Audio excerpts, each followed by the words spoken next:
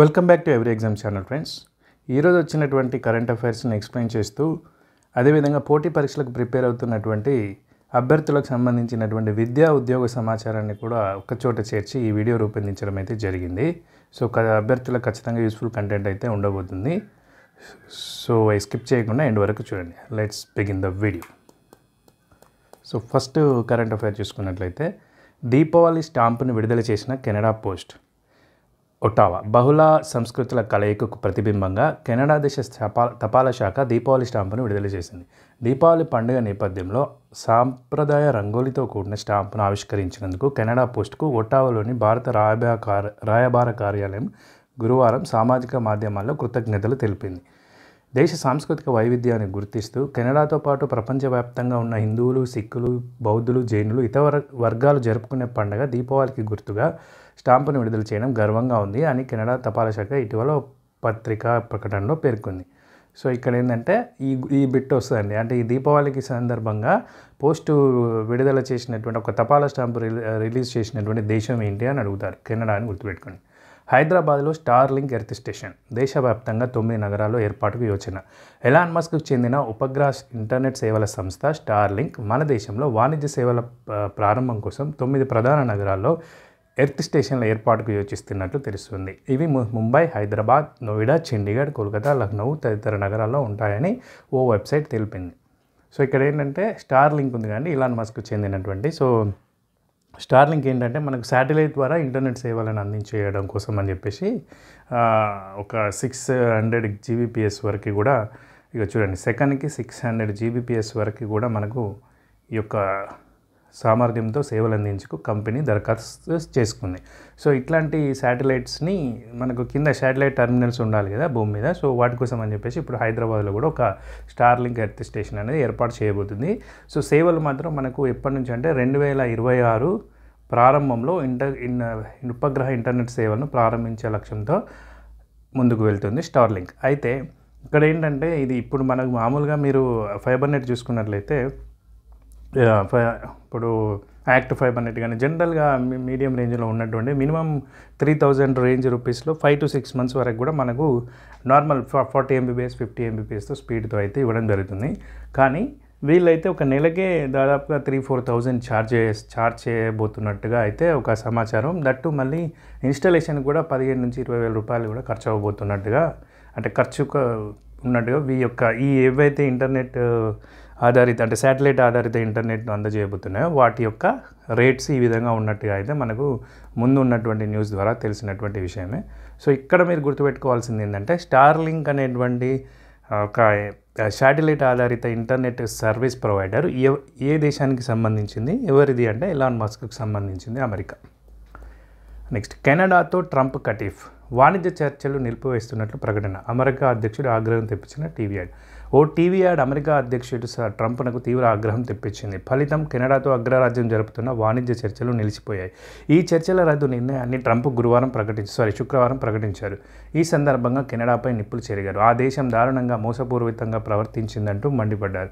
వివాదానికి కారణమైన యాడ్లో అమెరికా మాజీ అధ్యక్షుడు రొనాల్డ్ రీగన్ సుంకాలపై గతంలో చేసిన ప్రసంగాన్ని తప్పుడు పద్ధతిలో కెనడా ప్రచారం చేస్తుందని ఆక్షేపించారు. ఇంతకీ ఆ యాడ్లో ఏముందంటే వివాదానికి కారణమైన యాడ్ను కెనడాలోని ఒంటారియో ప్రావిన్స్ ప్రభుత్వం రూపొందించింది. సుంకాలకు వ్యతిరేకంగా గతంలో రొనాల్డ్ రీగన్ చేసిన పాత ప్రసంగం ఆడియో క్లిప్పులను అందులో పొందుపరిచింది. అమెరికా టీవీ ఛానల్స్లో గత వారం నుంచి ఈ వాణిజ్య ప్రకటన ప్రసారం అవుతుంది. సుంకాల విధానాన్ని రీగన్ తప్పుపడుతూ ప్రసంగించిన ఆడియో క్లిప్పులు ఈ యాడ్లో ఉన్నాయన్నమాట. సో ఈ విధంగా ఉన్నందుకు ఈ యొక్క వాణిజ్య చర్చలు అనేటువంటివి కెనడాతో ట్రంప్ ఆపుకేసుకోవడం జరిగింది. అండ్ రోజ్గార్ మేళాలో 11 లక్షల మందికి నియామక పత్రాలు. సో 17న రోజ్గార్ మేళాలో తన సందేశాన్ని వినిపిస్తున్నటువంటి మోదీ గారు భాజపా నేతృత్వంలోని ఎన్డీఏ ప్రభుత్వం యువతకు సాధికారతకు కృషి చేస్తుందని ప్రధాని మోదీ పేర్కొన్నారు. నియామక ప్రక్రియలో చివరి వరకు వెళ్ళి ఆఖరి దశలో ప్రభుత్వ ఉద్యోగం పొందలేకపోయిన అభ్యర్థులను ప్రైవేటు రంగంతో అనుసంధానిస్తున్నామని ఆయన అన్నారు. ఈ మేరకు రికార్డు చేసిన ఆయన ప్రసంగాన్ని శుక్రవారం 17వ రోజ్గార్ మేళా కార్యక్రమంలో వినిపించారు. దేశవ్యాప్తంగా నిర్వహిస్తున్న ప్రస్తుత రోజ్గార్ మేళాతో 51,000కు పైగా అభ్యర్థులు ఉద్యోగ నియామక పత్రాలు పొందారని, ఇప్పటివరకు ఈ తరహా కార్యక్రమాలతో మొత్తంగా 11 లక్షలకు పైగా నియామక పత్రాలు యువతకు అందజేశామని ప్రధాని పేర్కొన్నారు. యూపీఎస్సీ పరీక్షలో తుది జాబితాలో స్థానం సంపాదించినప్పటికీ ఉద్యోగానికి ఎంపిక కాలేకపోయిన అభ్యర్థుల కోసం ప్రతిభా సేతు పోర్టల్ను ప్రారంభించినట్టు ఈ యొక్క మోదీ గారు తెలిపారు. అయితే ఇక్కడ ఈ గుర్తుపెట్టుకోండి, యూపీఎస్సీ సెలక్షన్లో తుది స్థానంలో సంపాదించలేకపోయినప్పటికీ ఉద్యోగానికి అభ్యర్థుల కోసం కేంద్ర ప్రభుత్వం ఏర్పాటు చేసినటువంటి పోర్టల్ ఏమిటి అంటే ప్రతిభా సేతు. సో వేల సంఖ్యలో కొత్త ఉద్యోగాలు కల్పించే ఉద్దేశంతో భారత్ అనేక యూరోపియన్ దేశాలతో పెట్టుబడులు భాగస్వామ్య ఒప్పందాలు కుదుర్చుకుందని తెలిపారు. అంకుర సంస్థలకు పెట్టుబడులు మద్దతు అందించేలా బ్రెజిల్, సింగపూర్, దక్షిణ కొరియా, కెనడా దేశాలతో బహుముఖ ఒప్పందాలు కుదుర్చుకుంటున్నామన్నారు. సో ఇదండి, ఇక్కడ మీరు మేజర్గా ఇదైతే గుర్తుపెట్టుకోండి, ప్రతిభా సేతు. నెక్స్ట్ కరెంట్ అఫైర్ చూసుకున్నట్లయితే, శత్రువును తక్కువ అంచనా వేయద్దు, ఎలాంటి సవాళ్ళకైనా సిద్ధంగా ఉండాలి, సైనిక కమాండర్ల సమావేశంలో రక్షణ మంత్రి రాజ్నాథ్ సింగ్. సో ఇక్కడ దాడికి తెగబడిన ఉగ్రముఖాలపై భారత్ తనదైన రీతిలో తడాకా చూపిస్తుందని, ఆపరేషన్ సింధూర్ చాటి చెప్పిందని రక్షణ శాఖ మంత్రి రాజ్నాథ్ సింగ్ శుక్రవారం రాజస్థాన్లోని జైసల్మేర్లో జరిగిన సైనిక కమాండర్ల సమావేశంలో పేర్కొన్నారు. అయినా సరే శత్రువును తక్కువ అంచనా వేయకూడదని, ఎలాంటి సవాళ్ళైనా ఎదుర్కోవడానికి నిరంతరం సిద్ధంగా ఉండాలని సైనిక దళాలకు జాగ్రత్త చెప్పారు. ఈ సమావేశంలో chief of defence staff general Anil Chauhan, సైన్య ప్రధానాధికారి జనరల్ ఉపేంద్ర ద్వివేది, రక్షణ శాఖ ముఖ్య కార్యదర్శి రాజేష్ కుమార్ సింగ్తో పాటు ఉన్నత స్థాయి అధికారులు పేర్కొన్నారు. సో ఇక్కడ ఏంటంటే మీరు గుర్తుపెట్టుకోవాల్సింది చూడండి, so chief of defence staff ఉంది కదా అనిల్ చౌహాన్ గారు, ఇది గుర్తుపెట్టుకోవాలి. సైన్య ప్రధానాధికారి ఆర్మీ చీఫ్ అంటారు కదా ఉపేంద్ర ద్వివేది, అదే ఉపేంద్ర ద్వివేది. అదేవిధంగా మనకు నేవీ చీఫ్ ఉంటారు అండ్ ఎయిర్ ఫోర్స్ చీఫ్ ఉంటారు. సో ఆ నేవీ చీఫ్ మరి ఎయిర్ ఫోర్స్ చీఫ్ ఎవరనేది మీరు కామెంట్ సెక్షన్లో తెలియజేయండి. సో ఈ 4 కూడా వెరీ వెరీ ఇంపార్టెంట్ అండి, అడగడానికి అవకాశం ఉన్నటువంటి బిట్స్. ఉద్యోగాల కోసం 36,000 మంది రిజిస్ట్రేషన్, 36,000 మంది రిజిస్ట్రేషన్ నేడు రేపు హుజూర్ నగర్లో జాబ్ మేళా. సో ఉద్యోగార్థులు ఎవరైనా ఉంటే దీన్ని సద్వినియోగం చేసుకోండి.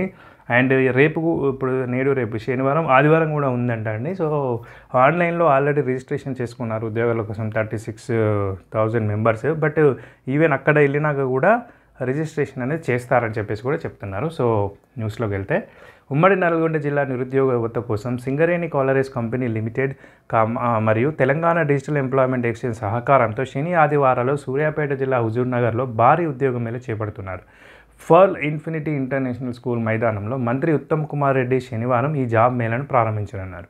ఉమ్మడి జిల్లాలోని 36,000 మంది నిరుద్యోగులు ఆన్లైన్లో తమ వివరాలను నమోదు చేసుకున్నారు. ఇంకా రిజిస్ట్రేషన్ చేసుకోని వారు అక్కడ ఏర్పాటు చేసిన కేంద్రాల్లో నమోదు చేసుకోవచ్చు.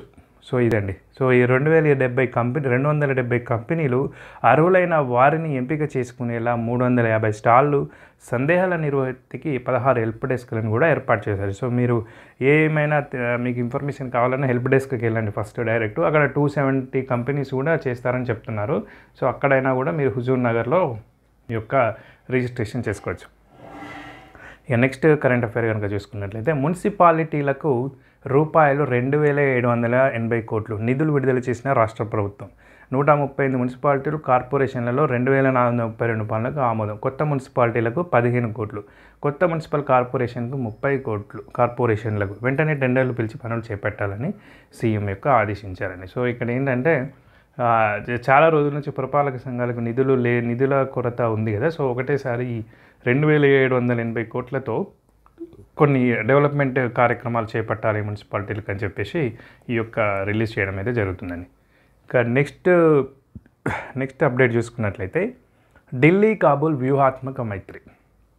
సో ఇక్కడ బిట్ ఇంపార్టెంట్ ఏంటంటే చూడండి, సో ఆఫ్ఘనిస్తాన్ విదేశాంగ మంత్రి మౌలి అమీర్ ఖాన్ ముత్తాకి ఇటీవల భారత్కు రావడం విశేష ప్రాధాన్యం సంతరించుకుంది. ఇతర ప్రధాన దేశాల మాదిరిగానే భారత్ కూడా ఆఫ్ఘాన్ తాలిబాన్ ప్రభుత్వాన్ని సాధికారంగా గుర్తించలేదు. కానీ ఆ దేశ విదేశాంగ మంత్రి ముత్తాకి ఢిల్లీలో భారత విదేశీ వ్యవహారాల శాఖ మంత్రి జయశంకర్తో సమావేశం కావడం నిజంగా పెద్ద మలుపు. సో మనం అధికారికంగా గుర్తించకపోయినప్పటికీ కూడా సో ఈ యొక్క మీటింగ్ జరగడానికి కారణం ఏంటంటే చూడండి, మీరు ఇక్కడ ఈ మొత్తం కనుక మనం ఈ ఆర్టికల్ మొత్తం చదువుకున్నట్లయితే తెలుస్తుంది. సో మెయిన్ పాయింట్స్ అయితే నేను కవర్ చేస్తానండి. మొత్తము మీరు ఇది స్క్రీన్ పాస్ చేసుకుని చదువుకోండి. సో ఇక్కడ ఏంటంటే మనకు తెలిసిన విషయం ఏంటంటే, ఆఫ్ఘనిస్తాన్ను సో ఈ యొక్క తీవ్రవాద అల్ఖైదా సూత్రధారులకు ఆశ్రమిస్తుందని చెప్పేసి ఆగ్రహించినటువంటి అమెరికా ఆఫ్ఘన్పై దాడి చేసి 2001లో అధికారం నుంచి కూలదోసింది. మళ్ళీ 2021న తాలిబాన్లు కాబూల్ను స్వాధీనం చేసుకోవడం జరిగింది ఎప్పుడైతే అమెరికా మళ్ళీ విడిచి వెళ్ళిపోయిందో మీకు తెలిసిన విషయమే. సో దాని తర్వాత ఏంటంటే పరిస్థితులు దిగజారి వివిధ దేశాల్లో కూడా ఆఫ్ఘనిస్తాన్కి ఒక అధికారికంగా గుర్తింపునివ్వడం అనేది మాత్రం చాలా దేశాలు ఇవ్వలేదండి. కాకపోతే ఏంటంటే ఈ యొక్క ఉగ్రవాదాన్ని పెంచి పోషించకుండా ఉగ్రవాదానికి వ్యతిరేకంగా ఉన్నటువంటి పోరులో ఈ రెండు దేశాలు కలిసి నడుస్తాయని చెప్పేసి కూడా ఈ యొక్క దీంట్లో వీళ్ళు చెప్పడం అయితే జరిగిందండి. అంటే ఇక్కడ చూడండి, నేను చూపిస్తాను, ఇక్కడ చూడండి. పాకిస్తాన్ పేరెత్తకుండా సీమాంతర ఉగ్రవాదాన్ని సహించబోమంటూ ఇరు దేశాలు పేర్కొన్నాయి. సో ఈ విధంగా ఒక వ్యూహాత్మకంగా ఉండాలని చెప్పేసి ఈ యొక్క ఘర్షణలు ఉన్న నేపథ్యంలో, పాకిస్తాన్తో ఘర్షణలు ఉన్న నేపథ్యంలో ఈ ఆఫ్ఘనిస్తాన్కి అక్కడ డెవలప్మెంట్కి భారత్ సహాయం చేయబోతుంది అన్నట్లుగా కూడా ఈ యొక్క వ్యూహాత్మకంగా సత్సంబంధాలు నేర్పడం అయితే జరుగుతుందండి. సో ఇక్కడ మీరు మేజర్గా గుర్తుపెట్టుకోవాల్సింది ఏంటంటే ఈ బిట్ అయితే ఒకటి గుర్తుపెట్టుకోండి కంపల్సరీ. ఆఫ్ఘనిస్తాన్ విదేశాంగ మంత్రి పేరు గుర్తుపెట్టుకోండి. మౌల్వీ అమీర్ ఖాన్ ముత్తాకి భారత్కు వచ్చారు కదా. సో ఆ కంట్రీ పేరు అడగవచ్చు లేదా ఆ పర్సన్ పేరు అడగవచ్చు. సో నెక్స్ట్ చూసుకున్నట్లయితే ముందు చూపే చైనా విజయ సూత్రం. సో ఇక్కడ ఈ ఆర్టికల్ చూసుకున్నట్లయితే అమెరికా అధ్యక్షుడు ట్రంప్ సుంకాల దాడిలో భారత్, చైనాలే ప్రధాన బాధిత దేశాలు. అంతేగాని సో 50% వరకు కూడా మనకు ట్యాక్సులు అనేటువంటిది వేయడం అయితే జరిగింది. సో ఇప్పుడు ప్రజెంట్గా 16 to 17% వరకు తగ్గొచ్చు అనేది అయితే ఊహాగానాలు అయితే వినవస్తున్నాయి. సో దానికి అనుగుణంగా మార్కెట్ సెంటిమెంట్లు కూడా స్టాక్ మార్కెట్లలో ఉత్తేజాన్ని నింపాయి. సో పాయింట్స్ కూడా మొన్న చాలా హైలో వెళ్ళినటువంటి సందర్భాలు కూడా మనం చూస్తున్నాము. సో ఇదన్నమాట. సో దీర్ఘకాలిక ప్రణాళికలకు భారీ పెట్టుబడులను తోడు చేసి దశాబ్దాలుగా సాగించినటువంటి వ్యూహాత్మక కృషికి ఫలితాలను సాధిస్తుంది. మన దేశం కూడా ఆ స్థాయికి చేరుకోవాలంటే ఏం చేయాలి? అయితే ఇక్కడ ఏంటంటే అండి, ఈ రేర్ ఎర్త్ మెటల్స్ అనేటివి ఉంటాయి కదా, అరుదైన ఖనిజ లోహాలు ఉంటారు కదా. సో అవి వాటికి సంబంధించినటువంటి ప్రాసెసింగు, ఆ యొక్క పరిశ్రమల ఏర్పాటు ఇదంతా కూడా చైనా వ్యూహాత్మకంగా కొన్ని 20-30 ఏళ్ళ నుంచి డెవలప్ చేసి అయితే పెట్టుకోవడం జరిగిందండి. మనం కూడా ఇప్పుడు డెవలప్ చేయొచ్చు, కానీ ఇప్పటికిప్పుడు అంటే వెంటనే ఫలితాలు రావాలంటే రావు, కొన్ని సంవత్సరాల కృషి ఉంటుందన్నమాట. సో మన దగ్గర కూడా రా మెటీరియల్ ఉంది, కానీ దాన్ని ప్రాసెస్ చేయడానికి కావాల్సినటువంటి పరిశ్రమలు అయితే లేవు. సో రాబోయే కాలంలో ఇటువంటి కంపెనీస్ ఏవైతే ఉంటాయో రేర్ ఎర్త్స్ మెటల్కి సంబంధించినటువంటి స్టాక్స్ ఏవైతే ఉన్నాయో వాటిలో కూడా పెరుగుదల అంటే అభివృద్ధి అనేది మనం చూడవచ్చు. సో ఇక్కడ మేజర్గా ఏంటంటే ప్రపంచ మార్కెట్లోకి మన ఎగుమతులపై అమెరికా అధిక సుంకాలకు భయపడి వెనుకంజ వేయకూడదు. ప్రస్తుత పరిణామాలను అవకాశంగా మలుచుకుని ఎదిగితేనే మనుగడ సాధ్యమవుతుంది. అంతర్జాతీయ విపణిలో చైనా వాటా 14.5% ఉంది. 2-3 దశాబ్దాల పాటు ఎంతో ముందు చూపుతూ దీర్ఘకాలిక ప్రణాళికతో పనిచేయడం వల్ల ఇది సాధ్యపడింది. అందుకే ఎన్ని సవాళ్లు ఎదురైనా కూడా తాత్కాలిక ఇబ్బందులు మినహా డ్రాగన్ ఎగుమతుల రథాన్ని నిలువరించలేని పరిస్థితి నెలకొంది. ఎందుకంటే ఈ ఆఫ్రికా దేశాల్లో కానివ్వండి, ఇక్కడ ఆగ్నేయాసియా దేశాలైనటువంటి థాయిలాండ్, మలేషియా, వియత్నాం, కంబోడియా, సింగపూర్లలో పెద్ద ఎత్తున పెట్టుబడులతో ఫ్యాక్టరీలు నిర్మించిన చైనా అక్కడి నుంచే వస్తువులను అంతర్జాతీయ మార్కెట్కు సరఫరా చేస్తుంది. సో ఆ దేశం నుంచే సరఫరా చేస్తుంది కాబట్టి సుంకాలను తప్పించుకుంటుంది. అంటే చైనా నుంచి ఎగుమతి అయినట్టుగా కాదు కదండి. సో ట్రంప్ సుంకాలను తప్పించుకోవడానికి ఇదొక మార్గం, ఇది కూడా ఒక మేలైన పరిష్కార మార్గంగా మారింది. సో ఈ విధంగా చైనా అనేది ముందుకు వెళ్తూ ఉంది కాబట్టి సో మన భారతదేశం కూడా ఇలాగే ముందుకు వెళ్ళాలి అంటే మనకున్నటువంటి అవకాశాలు ఏంటి, మనకున్నటువంటి ముందున్న మార్గాలు ఏంటి, వస్తుత్పత్తికి ఖర్చును ఎలా తగ్గించుకోవాలి. సో అప్పుడే మన నవభారతాన్ని ఆవిష్కరించడం అనేది వికసిత భారతాన్ని ఆవిష్కరించడం సాధ్యమవుతుందని చెప్పేసి ఈ యొక్క ఆర్టికల్ అని. ఇంకా నెక్స్ట్ కొన్ని కరెంట్ అఫైర్స్ ఉన్నాయి చూసుకున్నట్లయితే, ఫస్ట్ కరెంట్ అఫైర్, ప్రధాని నరేంద్ర మోదీ ఇటీవల ఏ దేశ పర్యటన సందర్భంగా ఆ దేశంతో కీలకమైన ఖనిజాల సహకారంపై భారత ఒప్పందం కుదుర్చుకుంది? సో జపాన్ అండి. ఇక్కడ జపాన్తో ఇంకొక బిట్ కూడా ఉంది, కర్బన మిగులు. ఓకే, కర్బన మిగులు అని చెప్పేసి కూడా ఒకటి ఉంటుందండి. సో కర్బన వాణిజ్యం ఏంటంటే మీకు ఫర్ ఎగ్జాంపుల్ కార్బన్ వాణిజ్యం గురించి చెప్పాలంటే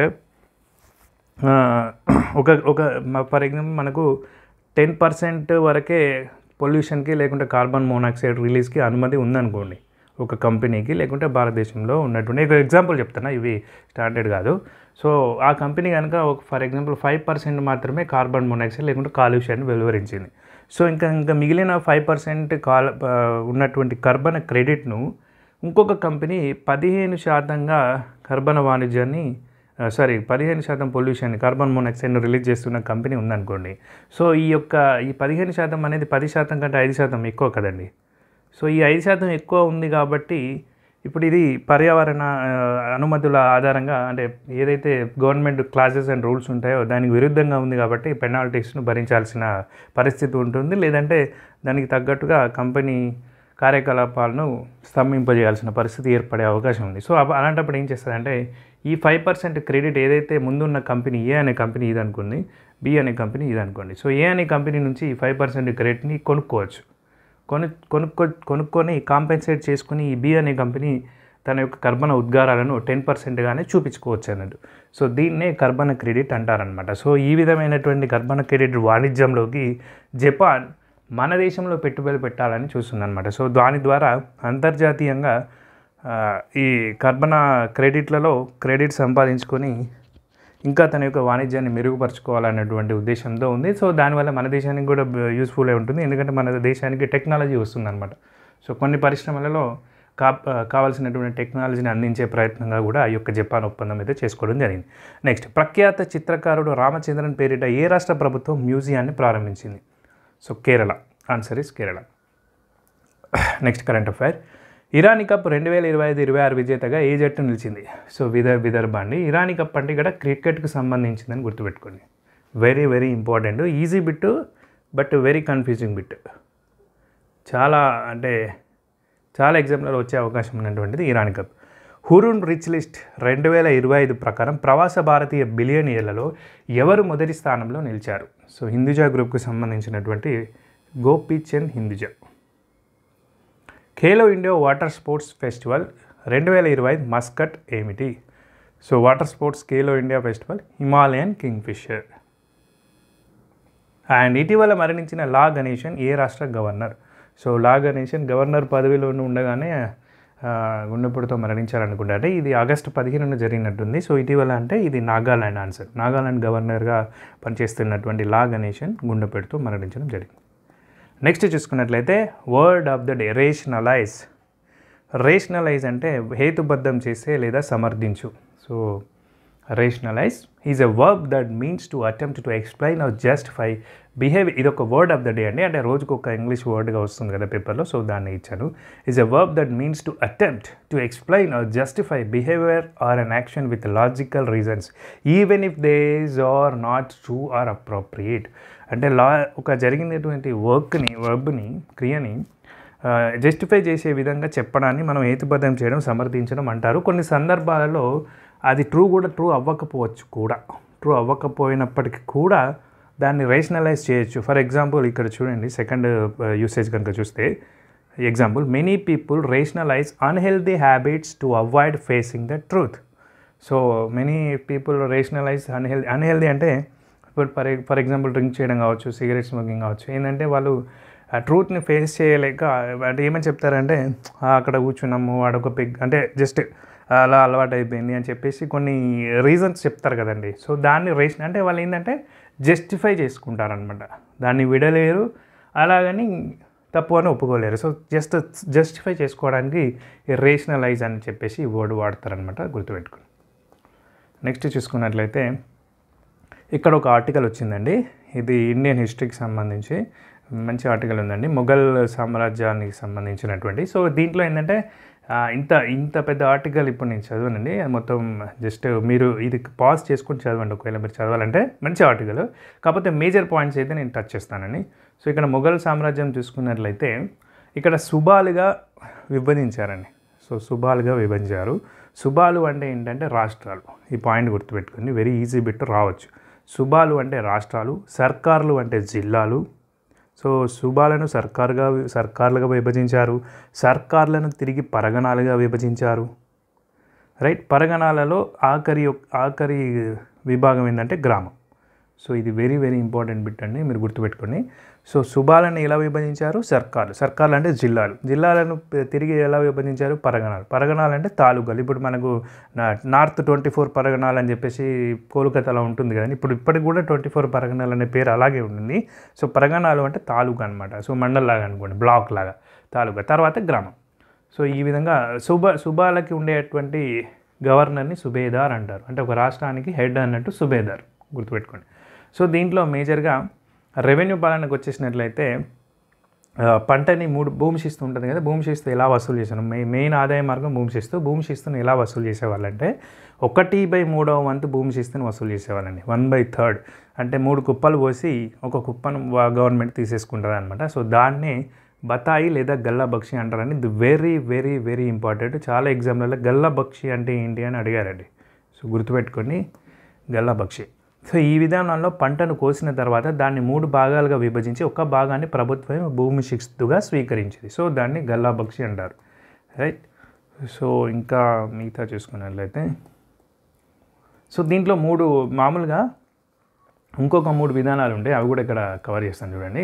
మేజర్ జమీందారీ విధానము, మహల్వారీ విధానము, రైత్వారీ విధానం అంటారండి.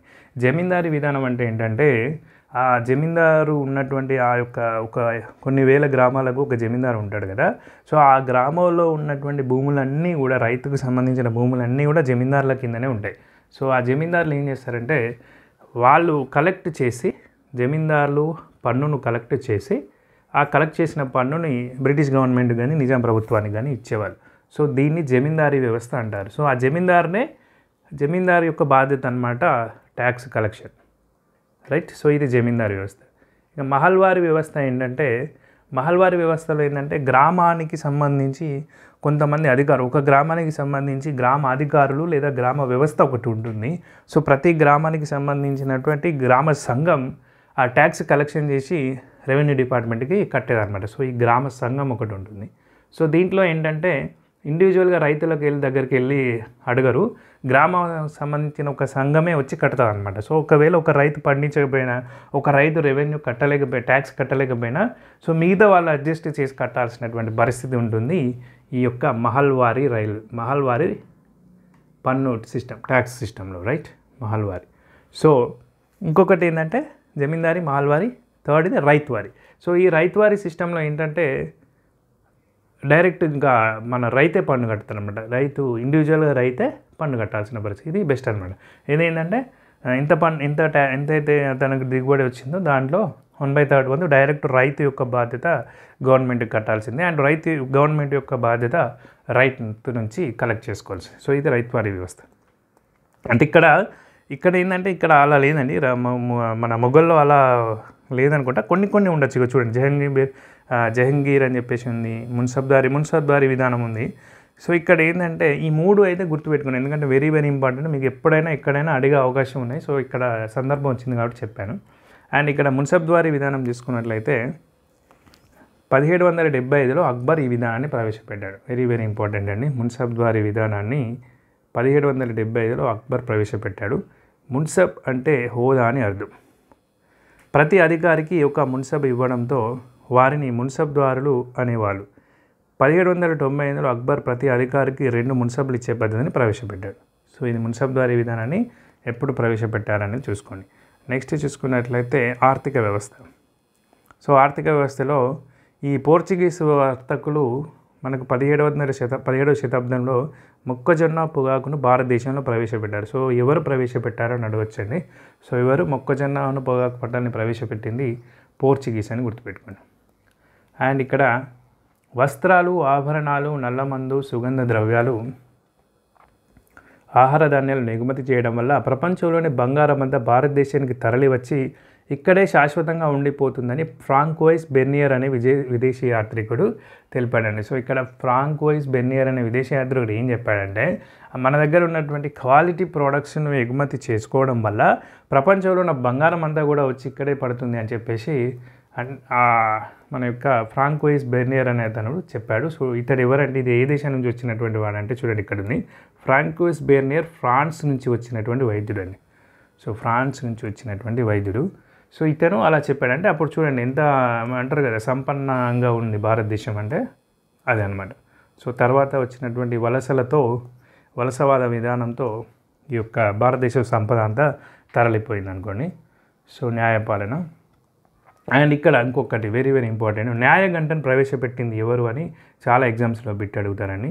జహంగీర్ ఆగ్రా కోటలో న్యాయగంటను ప్రవేశపెట్టాడు. సో ఎక్కడ ప్రవేశపెట్టాడు అంటే ఆగ్రా కోట, ఎవరు ప్రవేశపెట్టారంటే జహాంగీర్. ఏమి ప్రవేశపెట్టాడు అంటే న్యాయగండ. This is very very very important. So next చూసుకున్నట్లయితే ఇంకొన్ని కరెంట్ అఫైర్స్ ఉన్నాయండి. ఐక్యరాజ్య సమితి 2025 అక్టోబర్ 22న గ్లోబల్ ఫారెస్ట్ రీసెర్చ్ అసెస్మెంట్ 2025 నివేదికను విడుదల చేసింది. దీని ప్రకారం ప్రపంచవ్యాప్తంగా ఉన్న అటవీ విస్తీర్ణంలో భారత్ 9వ స్థానానికి చేరుకుంది. వార్షిక అటవీ విస్తీర్ణ వృద్ధిలో 3వ స్థానాన్ని నిలుపుకుంది.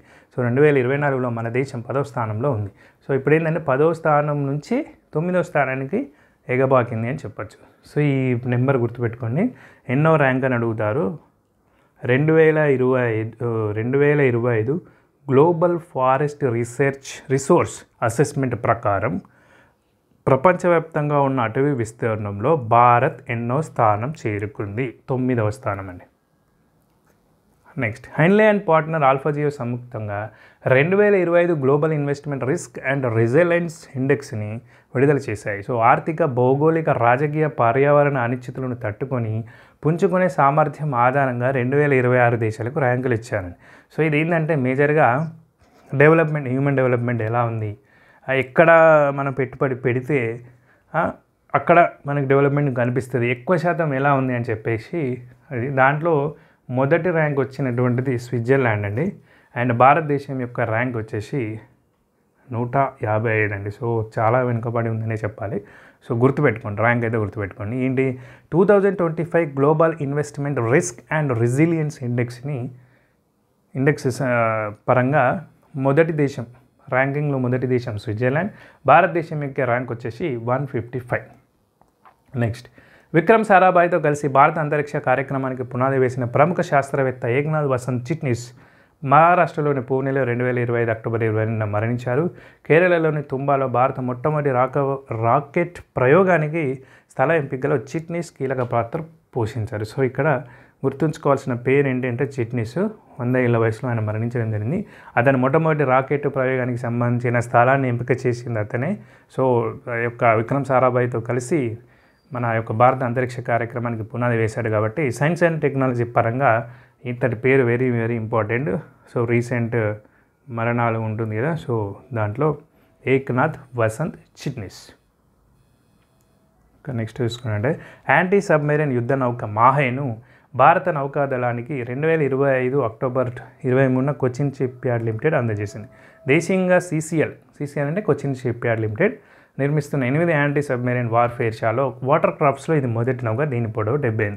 సో ఇక్కడ CCL Cochin Shipyard Limited అనేది చాలా బెస్ట్ స్టాక్ అండి. అంటే ఈ డిఫెన్స్ సెక్టర్లో గవర్నమెంట్ అండర్లో ఉన్నటువంటిది. సో అంటే లాంగ్ టర్మ్లో మనం స్టాక్ని హోల్డ్ చేసుకోవచ్చు. సో సరే, that is different thing. But ఇక్కడ ఏంటంటే మాహే అనే యుద్ధ నౌక ఉంది కదా, సో మాహే అనే యుద్ధ నౌకని ఈ యొక్క కొచ్చిన్ షిప్ యార్డ్ తయారు చేసి మన యొక్క ఇండియన్ నేవీకి అందజేయడం అయితే జరిగిందండి. సో ఇది ఎటువంటి నౌక? యాంటీ సబ్మెరైన్ వార్ఫేర్ నౌక. సో పేరు గుర్తుపెట్టుకుని మాహే. అండ్ ఇక్కడ కొన్ని బిట్స్ ఉన్నాయండి. ఇది ఇండియన్ జాగ్రఫీకి సంబంధించినటువంటి. సో ఇండియన్ జాగ్రఫీకి సంబంధించిన bits, these very very important bits ఉన్నాయండి. నేను మేజర్ బిట్స్ మాత్రం కవర్ చేస్తానండి, ఇంపార్టెంట్ బిట్స్ కవర్ చేస్తాను చూడండి. సో అదే అతి పురాతనమైన మానవ నిర్మిత ఓడరేవు అన్నాడు కదండి. సో ఇది ఏంటంటే యాక్చువల్గా చెన్నై అండి. సో ఇక్కడ చూసుకున్నట్లయితే చెన్నై ఓడరేవు అతి పురాతనమైన మానవ నిర్మిత ఓడరేవు, రైట్. అండ్ ఈ 4 పాయింట్స్ కూడా కరెక్టే అండి. సో ఈ 4 పాయింట్స్ కూడా కరెక్టే. ఈ క్వశ్చన్లో చేసుకున్నట్లయితే ఏంటో చూద్దాం. ఈ 4 పాయింట్స్ వెరీ ఇంపార్టెంట్. తమిళనాడులోని టూటిగోరన్ ఓడరేవును విఓ చిదంబరం ఓడరేవు అని కూడా అంటారు. సో గుర్తుపెట్టుకోండి. అండ్ విశాఖ ఓడరేవును లోతైన సహజ సిద్ధ భూపరివేష్టిత ఓడరేవుగా పిలుస్తారు. సో సహజ సిద్ధంగా ఏర్పడినటువంటి భూపరివేష్టిత ఓడరేవు. సో ఏంటంటే మన ఓడరేవు ఉండాలంటే అక్కడ లంగరు దించుకోవాలి కదండి. సో అక్కడ అనువుగా ఉండాలి. అనువుగా లేకపోతే డ్రెడ్జ్లు వేసి దాన్ని అది చేస్తారు. సో ఇక్కడ ఏంటంటే కొంచెం న్యాచురల్గానే ఏర్పాటైంది కాబట్టి మనకు యొక్క వాణిజ్యానికి అనువుగా అక్కడ ఓడరేవు నిర్మితం అనేది ఈజీ అయిందని చెప్పొచ్చు. అండ్ కోల్కతా ఓడరేవును తూర్పు భారతదేశపు ముఖద్వారంగా పిలుస్తారు. సో కోల్కతా యొక్క ఓడరేవు ఉంటుంది కదా, సో దాన్ని ఈస్ట్ ఇండియా యొక్క ముఖద్వారంగా పిలుస్తారు, ఫేస్. సో ఇది ఒకటి గుర్తుపెట్టుకోండి. అండ్ ఇక్కడ వెరీ ఇంపార్టెంట్ బిట్ కింద ఒకటి ఉంది చూడండి, వెరీ వెరీ ఇంపార్టెంట్. చాలాసార్లు అడిగినటువంటి ప్రశ్నలు అండి ఇవి. ఏంటంటే చాలాసార్లు అడిగిన ప్రశ్న ఒకటి ఉందండి, ఏంటంటే ఇదండి మహారాజా ఎక్స్ప్రెస్. సో మహారాజా ఎక్స్ప్రెస్ అనేది ఢిల్లీ నుంచి స్టార్ట్ అవుతుంది. ఇది ఏంటంటే ట్రైన్ టికెటే ₹1,00,000 2,00,000 ఉంటుందండి. ఎక్కడి వరకు ఉంటుందో ఐడియా లేదు కానీ కొంత దూరం ఒక 1 డే జర్నీ అలా ఉంటుంది. సో ఇదేంటంటే లగ్జీరియస్ ట్రైన్ ఇన్ ఇండియా అనమాట. ఇది అత్యంత విలాసమైంది ట్రైన్ ఏంటంటే Maharaja Express. And Golden Chariot Express వచ్చేసి కర్ణాటక యొక్క పర్యాటక రైలు అండి. అండ్ జన్మభూమి ఎక్స్ప్రెస్ వచ్చేసి ఇది సైనికుల రైలు అండి. ఇక్కడ ఉంది చూడండి ఆప్షన్, సైనికుల కోసం. జన్మభూమి ఎక్స్ప్రెస్ వచ్చేసి సైనికుల కోసం. అండ్ ఇంకొకటి ఏముంది 4th దక్కన్ ఒడిస్సీ ఎక్స్ప్రెస్ వచ్చేసి మహారాష్ట్ర పర్యాటక రైలు. సో ఇది దక్కన్ ఒడిస్సీ ఎక్స్ప్రెస్ అనేది మహారాష్ట్ర యొక్క పర్యాటక రైలు. సో అదండి. అండ్ ఇంకా చూసుకున్నట్లయితే మేజర్ పాయింట్స్ టచ్ చేస్తానండి. సో ఇక్కడ మెట్రో చూసుకున్నట్లయితే కోల్కతాలో మెట్రో ఎప్పుడు స్టార్ట్ అయింది అంటే ముందుగా అన్నిటికంటే ముందుగా మనకు మెట్రో స్టార్ట్ అయింది కోల్కతాలో అండి. సో 1984. అండ్ ఢిల్లీలో 2002లో స్టార్ట్ అయింది. అండ్ ముంబైలో 2014లో స్టార్ట్ అయింది. అండ్ మన హైదరాబాద్లో రీసెంట్గా 2015లో స్టార్ట్ అయింది. సో మెట్రో ఢిల్లీలో ఎప్పుడు స్టార్ట్ అయింది 2002, కోల్కతాలో మొట్టమొదటి 1984. అండ్ ఇక్కడ వివేక్ ఎక్స్ప్రెస్ చూసుకున్నట్లయితే చాలా ఎక్కువ దూరం ప్రయాణించే రైలు ఇండియాలో ఇది అంటే వివేక్ ఎక్స్ప్రెస్ అండి. అది 4 to 82 కిలోమీటర్స్ ట్రావెల్ చేస్తుంది. సో ఇది గుర్తుపెట్టుకోండి, వివేక్ ఎక్స్ప్రెస్. నెక్స్ట్ వచ్చేసి మనకు థానేలో మొదటి రైలు ప్రయాణం చేసిందని తెలుసు కానీ అది బొగ్గు రైలు. కాకపోతే మొదటి ఎలక్ట్రిక్ రైల్ని ఎప్పుడు నడిపారంటే 1929 అండి. అది 1853 కదండి. కాకపోతే ఇక్కడ ఎలక్ట్రిక్ రైలు వచ్చేసి మాత్రం 1929, రైట్. సో ఇది గుర్తుపెట్టుకోండి. మన దేశంలో మొదటి ఎలక్ట్రిక్ రైలు ఎప్పుడు నడిపారు అంటే 1929. అండ్ సంఝౌతా ఎక్స్ప్రెస్ అని ఉంటుందండి. సో భారత్ పాక్ మధ్య మైత్రికి అంటే ఒక రిలేషన్ పరంగా అక్కడ ఉన్నటువంటి స్థానికులు అంటే రిలేటివ్స్ ఉంటారు కదా, సో వాళ్ళ దగ్గరికి వెళ్ళి రావడానికి కానీ ఇలా ఒక ట్రైన్ అయితే సపరేట్గా ఉందండి. అది సంఝౌతా ఎక్స్ప్రెస్. అండ్ అదేవిధంగా భారత్ బంగ్లాదేశ్ కూడా ఒక ట్రైన్ ఉంటుందండి, మైత్రి ఎక్స్ప్రెస్ అనుకుంటా. సో అది ఒకసారి చూసుకోండి. మీకు కనుక భారత్ బంగ్లాదేశ్ మధ్య ఉన్న ఇటువంటి ట్రైన్ పేరు కనుక తెలిస్తే దాన్ని కామెంట్ సెక్షన్లో కామెంట్ చేయండి, రైట్. ఇంకా మనం నెక్స్ట్ కనుక చూసుకున్నట్లయితే ఇక్కడ సాగర్మాల ప్రాజెక్ట్ ఉంది. ఇక్కడ ఏంటంటే ఇన్లాండ్ వాటర్ వేస్ అని ఉంటాయండి. సో ఇన్లాండ్ వాటర్ వేస్ యొక్క ప్రధాన సంస్థ ఎక్కడ ఉందంటే నోయిడాలో ఉందండి. సో ఇక్కడ చూసుకున్నట్లయితే ఈ బిట్ వెరీ ఇంపార్టెంట్ అండి. ఈ బిట్ నోయిడా అనే ఆన్సర్గా ఉన్న బిట్ చాలాసార్లు వచ్చిందండి. అంతఃస్థలీయ జల మార్గానికి సంబంధించిన వాక్యాలను సరిచూడండి. సో ఈ ఒక్క పాయింట్ గుర్తుపెట్టుకోండి. భారతదేశ అంతఃస్థలీయ అంటే ఇన్లాండ్ వాటర్ వేస్ అంటే జల రవాణా. ఇండియా యొక్క ఇన్లాండ్ వాటర్ వేస్ యొక్క హెడ్ క్వార్టర్స్ ఎక్కడ ఉందంటే నోయిడా. ఓకే, ఇంకా ఏమైనా బిట్స్ ఉన్నాయో చూద్దామండి. సో సేతు భారతం ప్రాజెక్టుకు సంబంధించి ఏంటంటే ఇది గుర్తుపెట్టుకోండి. ఇది కూడా ఒక బిట్ ఏంటంటే రైల్వే లెవెల్ క్రాసింగ్స్ ఉంటాయి కదా, సో వాళ్ళ దగ్గర ప్రమాదాలు జరుగుతున్న సందర్భంలో ఇది మనకు 2016లో ప్రారంభించడం జరిగింది. సో సేతు భారతం ప్రాజెక్ట్ అంటే ఏంటంటే జాతీయ రహదారులపై రైల్వే సిబ్బంది లేని క్రాసింగ్ల వద్ద బ్రిడ్జ్ల నిర్మాణం కోసం 2016లో ఏర్పాటు చేసినటువంటి project Setu Bharatam project, right. That's it అండి. సో ఈరోజు కరెంట్ అఫైర్స్ అండ్ ముఖ్యమైన ఇంపార్టెంట్ బిట్స్ చాలా వరకు కవర్ చేసేసాము. సో ఈ వీడియో మీకు హెల్ప్ఫుల్గా ఉంటుందని నచ్చుతుందని అనుకుంటున్నాను. ఒకవేళ నచ్చినట్లయితే ఒక లైక్ చేయండి. అదేవిధంగా ఈ వీడియో ఇదైతే ఎవరికైతే యూజ్ ఉంటుందో వాళ్ళకి షేర్ చేయండి. అండ్ కొత్త జాబ్ అప్డేట్స్ కోసం వెయిట్ చేస్తున్న ప్రతి ఒక్కరు అండ్ పోటీ పరీక్షలకు ప్రిపేర్ అవుతున్న అభ్యర్థులు ఈ యొక్క ఛానల్ని సబ్స్క్రైబ్ చేసుకొని బెల్ ఐకాన్ క్లిక్ చేయండి అండ్ మీకు అప్డేట్స్ పొందండి. అదేవిధంగా వాట్సాప్ ఛానల్ కానీ టెలిగ్రామ్ లింక్స్ డిస్క్రిప్షన్లో ఉన్నాయి. అదేవిధంగా ఛానల్ ఇన్ఫోలో కూడా ఉన్నాయి. సో వాటిలో కూడా జాయిన్ అవ్వండి. Thank you friends.